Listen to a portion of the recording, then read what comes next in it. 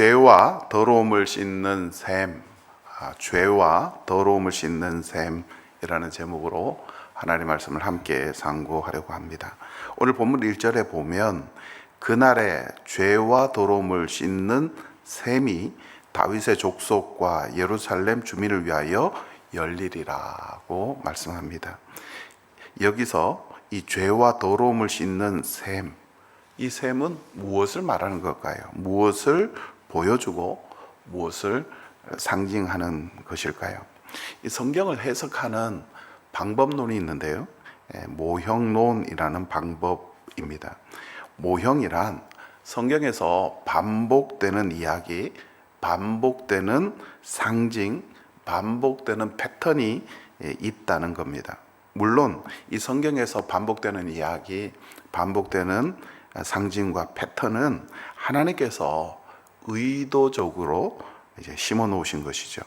성경 속에 심어 놓은 이 모형을 성령에 감동된 성경의 저자들은 그것을 성경을 묵상하면서 깨닫고 자신이 성경을 기록할 때 이 모형을 더욱 심화시키고 발전시킵니다. 이것을 좀 전문적으로 말하면 이제 모형을 형성한다라고 말할 수 있죠. 그리고 이것은 또한 성경이 하나님의 영감으로 되었다, 하나님의 영감으로 되었다라는 것을 의미하기도 합니다. 그리고 이런 모형이 점점 이제 형성되어 가면서 더 뚜렷해지고 발전해 갑니다. 그리고는 궁극적으로 이렇게 반복되는 모형이, 반복되는 패턴이, 또 반복되는 상징들이 궁극적으로는 예수 그리스도를 보여줍니다. 이것을 성경에서 예수 그리스도께서 성경을 이루셨다, 또 성취했다, 또 완성했다라고 말하죠. 그러므로 우리가 성경을 해석을 할 때 이제 반복되는 패턴을 찾고 또 반복되는 이야기를 찾고 그 반복되는 그 상징을 찾아서 그 패턴이 무엇을 말하고 있는지를 해석해야 됩니다. 그리고 이 이야기, 이 반복되는 이 패턴이 무엇을 상징하는지를 알려면 이 반복되는 패턴이 드러나는 다른 성경을 통해서 해석을 하면 됩니다. 이것을 이제 성경을 관주한다, 구슬을 꿰듯이 성경을 관주한다라고 말하기도 하고, 또는 성경으로 성경을 해석한다라고 말하기도 합니다. 1절에 등장하는 이 죄와 더러움을 씻는 이 셈도 오늘 본문에서만 놓고 보면 이걸 다양하게 해석을 할 수가 있어요. 그런데 이렇게 자의적으로 해석을 하다 보면 본문이 원래 말하고자 하는 의미가 아닌 어떤 내 나름대로의, 그러면서도 그럴듯하게 해석하기가 쉽습니다. 그러므로 오늘 이 본문을 해석하는 가장 좋은 방법도 지금 성경에 반복되고 있는 이 셈이 무엇을 의미하고 있는지를 따라오다 보면 이 오늘 본문에 등장하는 이 셈이 이런 의미를 가지고 있구나라는 것을 깨닫게 되죠. 사실 이 셈은요, 이 창세기서부터 요한계시록에 이르기까지 계속해서 반복되어 나타나는 상징이자 또한 이야기고 또 패턴입니다. 성경에 보면 셈이 많이 등장해요. 뭐 그냥 우연의 일치가 아니라 이야기, 성경의 이야기 곳곳에 셈이 등장하고 또 이 셈이 결정적인 어떤 중요한 사건 때마다 등장합니다. 그것은 뭘 의미합니까? 셈이 반복되는 패턴이고 반복되는 어떤 모형을 이룬다는 거예요. 셈의 가장 원형은 창세기 2장에 나옵니다. 하나님께서 에덴 땅에 에덴 동산을 만드시기 전에 이 에덴 땅은 풀 한 폭이 나지 않고 비가 전혀 내리지 않는 마른 광야였습니다. 그 메마른 광야 땅 속에서 이제 물이 솟아나기 시작을 하는데요, 이 물이 곧 셈이죠. 이 창세기 2장 5절과 6절입니다. 여호와 하나님이 땅에 비를 내리지 아니하셨고 땅을 갈 사람도 없었으므로 들에는 초목이 아직 없었고 밭에는 채소가 나지 아니하였으며. 지금 비가 내리지 않는 광야 상태라는 거예요. 그런데 6절에 보니까 안개만 땅에서 올라와 온 지면을 적셨더라. 여기서 안개가 히브리 말로 에드인데요. 이 에드라는 이 말이 안개, 수증기, 그리고 샘물이라는 의미입니다. 그러니까 메마른 땅에서 이제 안개가 올라오기 시작하고 수증기가 올라오기 시작하는 거예요. 그리고는 거기서 이제 물이 터져서 흐르기 시작합니다. 땅에서 올라오는 물이 뭡니까? 샘물이죠. 이 샘은 이제 점점 흘러가 이제 강의 근원이 됩니다. 그리고 이 강이 이제 네 강이 되어서 사방으로 흘러갑니다. 그러자 이 메마른 땅에 이제 초목이 나기 시작을 하고, 그리고 에덴 동산이 만들어집니다. 이 샘을 나게 하신 분이 누구십니까? 하나님이시죠. 왜냐하면 하나님께서 에덴 동산을 이런 방법으로 이제 일구셨기 때문입니다. 창설하셨다라는 말이 일구셨다는 거예요. 그러니까 메마른 땅에 샘이 솟아나게 하신 분도 하나님이시고, 이 물이 흘러가게 하신 분도 하나님이세요. 그리고 이 물이 흐르자 마른 광야에 초목이 자라기 시작했고 채소와 열매나무가 자라기 시작했습니다. 그리고 이 샘이 강이 되어 흘렀는데 이 강가에는 온갖 식물이 있는, 즉 에덴 동산이 되었습니다. 이 물은 무슨 물입니까? 생명의 물이에요. 이 샘에서 터져 나온 물이 바로 생명의 물이에요. 이 물이 흐르니까 초목이 자라기 시작했어요. 생명이 자라기 시작했다는 말입니다. 그래서 이제 성경에 보면 샘이 반복적으로 등장합니다. 그때마다 이 샘은 생명수를 내는, 바로 생명의 강과 생명수를 상징하게 되죠. 예수님께서 야곱의 우물에서 가란 심령을 가진 사마리아 여인을 만납니다. 이 사마리아 여인의 심령이 지금 어떤 상태입니까? 광야 상태예요. 지금 그의 삶에 지금 가뭄이 임했습니다. 그러나 예수님을 만나고 예수님으로부터 영원히 가라지 않는 물을 공급받게 되죠. 이제 이것은 하나의 원형이 되고 모형이 되어서 반복해서 샘이 나오는데, 이 샘은 구원과 생명, 그리고 우리의 삶의 기근을 해결하는 생명의 물과 관계되는 이야기가 됩니다. 이제 여러분들이 성경을 볼 때 이제 샘이 등장하고 우물이 등장할 때 바로 이 창세기 2장의 이 원형을 생각하셔야 되는 거예요. 마른 광야 같은 인생이 이 생명수를 통하여 생명이 가득한 에덴 동산과 같이 되는구나. 그런데 또 다른 셈이 이제 창세기에 등장하죠. 하나님께서 창조하신 이 세상에 사람의 수가 점점 좀 늘어나기 시작을 하자 사람들의 마음에는 온갖 악한 생각으로 가득합니다. 그러자 이 세상은 마치 광야와 같이 삭막한 세상이 되어버리고 맙니다. 이 세상이 마치 기근이 든 것처럼 이제 악으로 가득해지죠. 이 세상이 살만한 아름다운 에덴 동산과 같은 세상이 아니라 기근이 든 땅과 같이 살기 힘든 그런 척박한 땅이 되어버리고 맙니다. 창세기 6장 5절과 6절입니다. 여호와께서 사람의 죄악이 세상에 가득함과 그의 마음으로 생각하는 모든 계획이 항상 악할 뿐임을 보시고 땅 위에 사람 지으셨음을 한탄하사 마음에 근심하시고. 이 세상이 기근이 든 광야와 같이 되어버리고 이 세상이 삭막한 세상이 되어버리고 이 세상이 살기 힘든 세상이 된 걸 보시고 하나님께서는 마음 아파하세요. 마음에 근심하십니다. 한탄하세요. 마음 아파하신다는 말이에요. 결국 이 세상은 완전히 망가지게 됩니다. 12절에 보면 창세기 6장 12절에 보면 하나님이 보신즉 땅이 부패하였으니 이는 땅에서 모든 혈육 있는 자의 행위가 부패함이었더라. 여기서 부패했다라는 말이 히브리 말로 샤트인데요.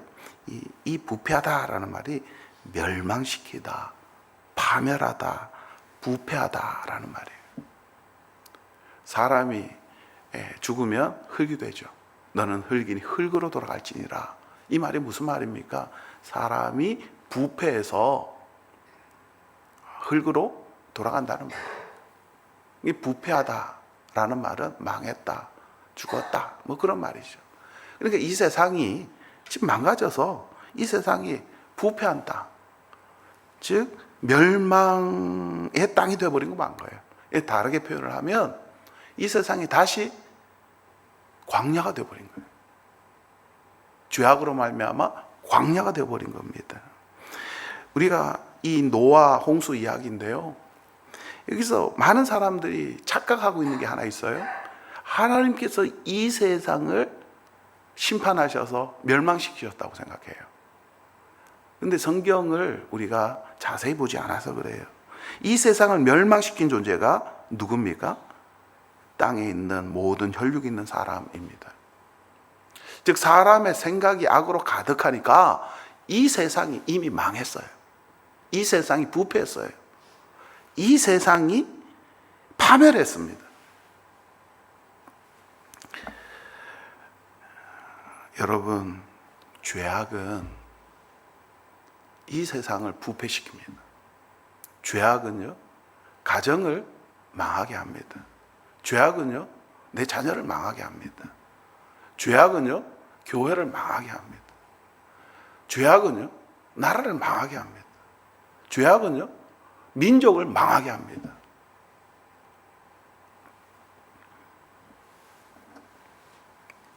그래서 하나님께서 어떻게 하십니까?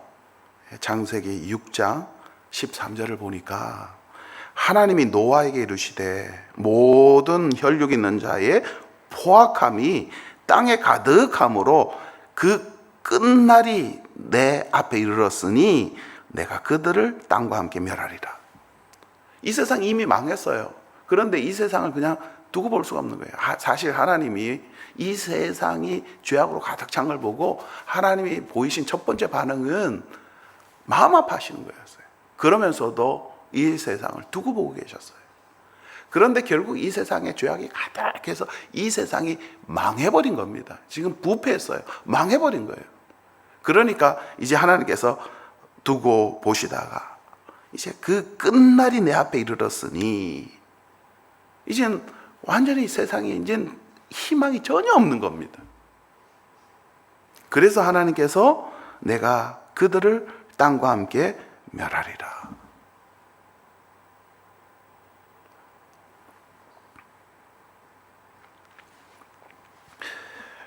저는 농사를 잘 모르지만요, 부패한 사과를 계속 두면 어떻게 됩니까? 다른 사과, 멀쩡한 사과도 썩는다는 거예요. 그것이 죄의 특징이죠. 사실 하나님께서는 이 세상에 이렇게 썩은 사과를 보시면서도 그래도 긍휼한 마음으로 계속 두고 보셨는데 계속 사과가 썩는 거예요. 그래서 이 세상을 두고 볼 수 없을 만큼 썩는 거예요. 그래서 이제 마지막 남은 사과가 하나 있죠. 노아예요.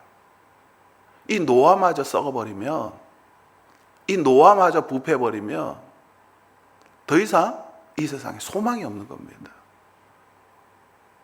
오늘 이 노아 홍수 이야기를 우리가 잘 이해하셔야 돼요.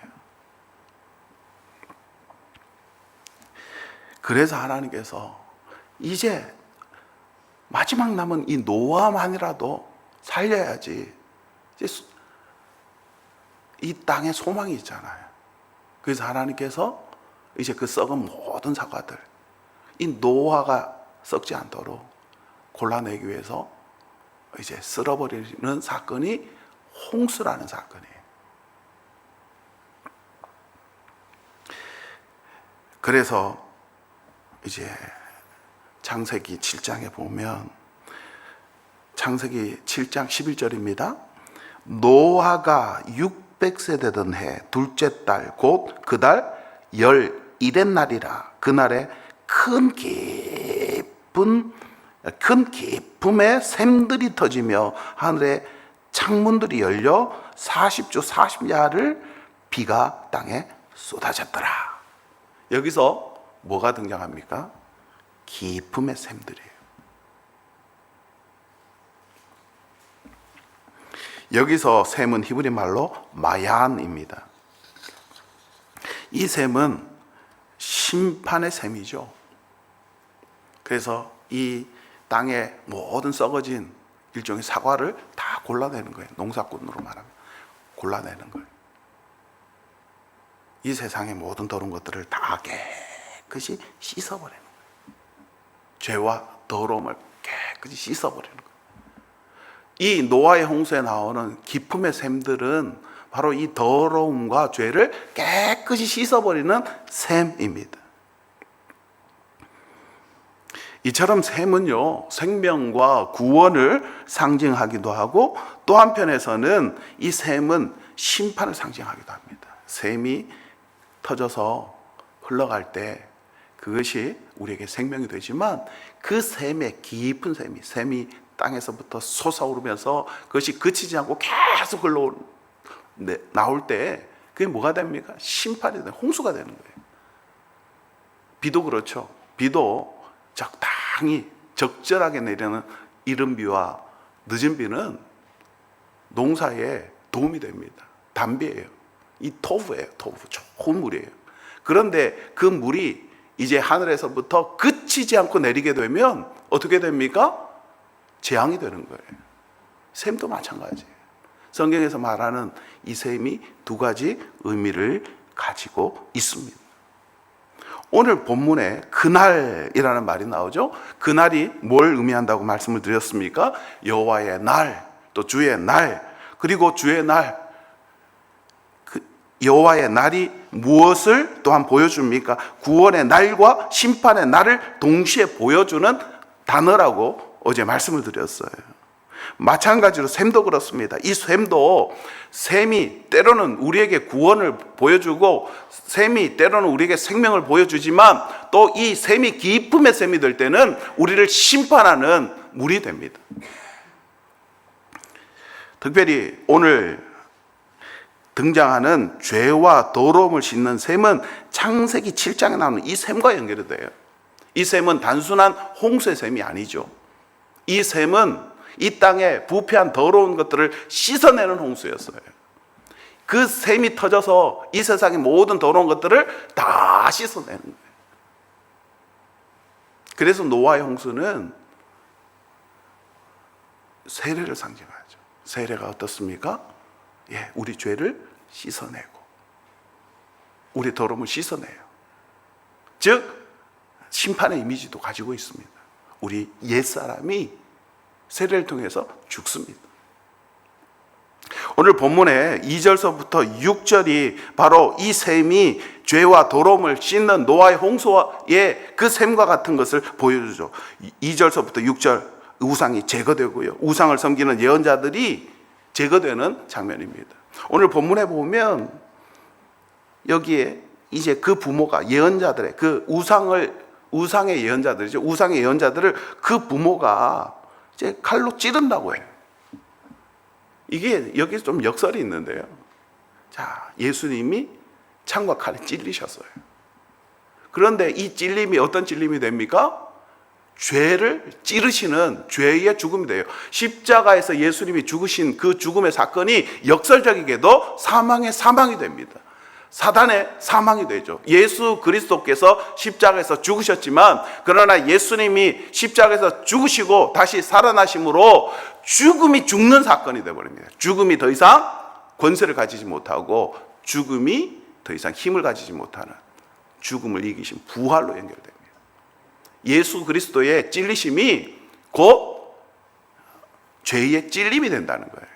그 이미지와 연결이 되는 거예요. 어쨌든 이 세상의 모든 죄악을, 더러움을 다 지금 씻어내는 장면이 지금 2절서부터 6절까지의 내용이에요.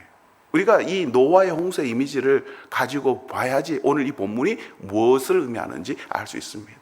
주님께서 이 땅에 오실 때, 메시아의 나라가 이 땅에 임할 때 주님께서는 어떤 분으로 오십니까? 심판주로 오십니다. 그리고 이 땅의 모든 더러운 것들을 다 깨끗이 심판하시는 분이시라는 거예요.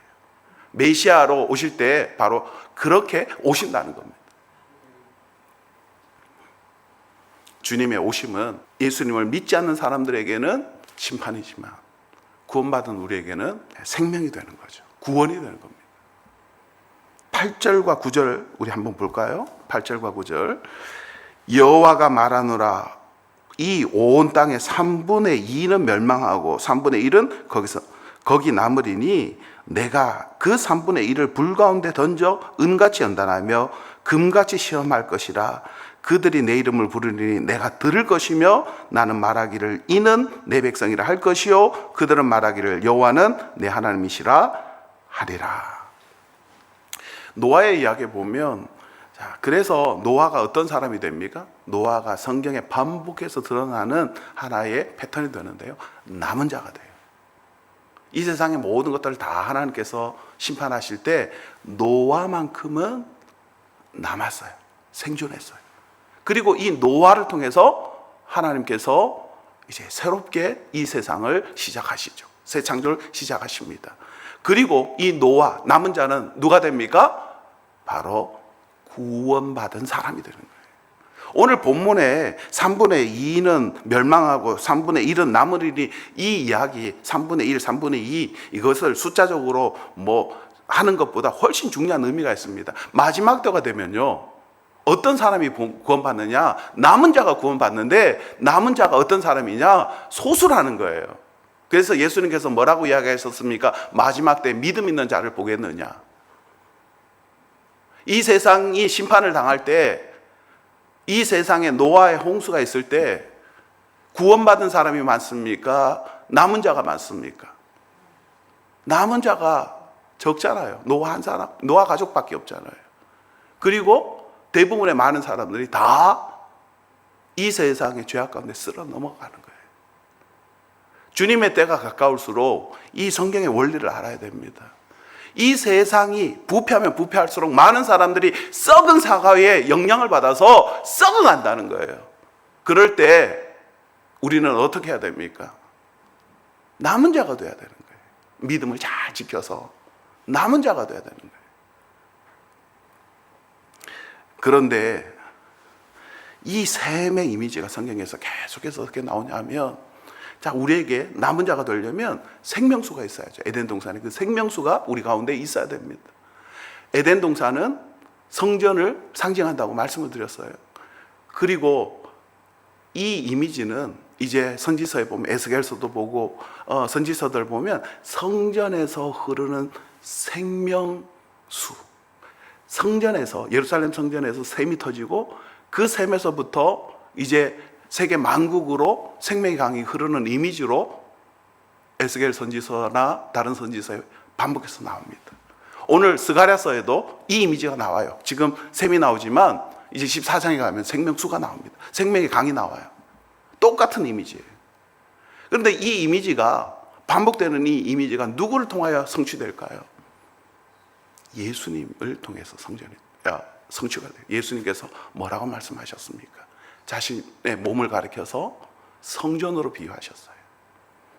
그리고 예수님께서 사마리아 여인에게 뭐라고 말씀하셨습니까? 내가 영원히 목마르지 않는 물을 너에게 주겠다 말씀하십니다. 그리고 니고데모에게는 어떻게 말씀하십니까? 물과 성령으로 거듭나지 아니하면 하나님의 나라에 들어갈 자가 없다라고 말씀하세요. 그리고 예수 그리스도께서 십자가에서 달리셨을 때 로마 병사가 예수님의 옆구리를 찌릅니다. 그랬더니 예수님의 옆구리에서 뭐가 나오죠? 물과 피가 나옵니다. 물론 육체에서 물과 피가 나왔겠죠. 그렇지만 요한복음이 물과 피가 나왔다는 건 훨씬 더 중요한 의미를 우리에게 줍니다. 예수님이 성전이 되시고 그 성전 되시는 그 예수님의 몸에서 생명수가 흘러나오는 바로 에스겔의 그 성전 환상, 그리고 창세기 2장의 에덴 동산에 이 모습을 예수 그리스도께서 성취하셨다는 거예요. 예수 그리스도의 피와 예수 그리스도의 몸에서 나온 생명수가 우리를 정결하게 합니다. 우리를 구원합니다. 그런데 이 물이 뭘 가리킬까요? 성령을 가리킵니다. 예수님께서 목마른 자들은 다 내게로 와라. 내가 너희에게 목마르지 않게 하겠다. 그런데 이 물은 성령을 가리킴이라고 말씀하십니다. 예수 그리스도의 피가 우리를 정결케 할 뿐만 아니라 그 예수 그리스도의 피를 믿는 우리들에게 주님께서 성령을 보내주셔서 성령으로 하여금 우리로 하여금 우리의 삭막한 마음, 광야와 같은 마음을 변화시켜 주시고 우리로 하여금 죄를 벗어버리게 하심으로 우리를 정결케 하십니다.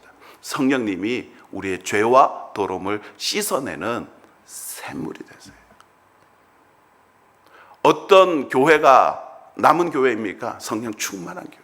예수 그리스도의 보혈의 피로 정결케 된 교회. 성령의 충만함을 따라 옛사람은 벗어버리고 새 사람을 입은 사람들이 모여있는 교회가 바로 남은 교회. 오늘 우리에게 필요한 것이 무엇입니까? 성령의 충만함입니다. 성령님은 우리의 죄와 더러움을 씻어내시는 바로 생명의 샘이 되시고 생명수가 되십니다. 오늘 이 시간 우리의 삶의 모든 더러움을 성령 안에서 벗어버리고 이제 생명의 물 되시는 또한 예수 그리스도 안에 거하는 저와 여러분이 되기를 주님의 이름으로 축복합니다.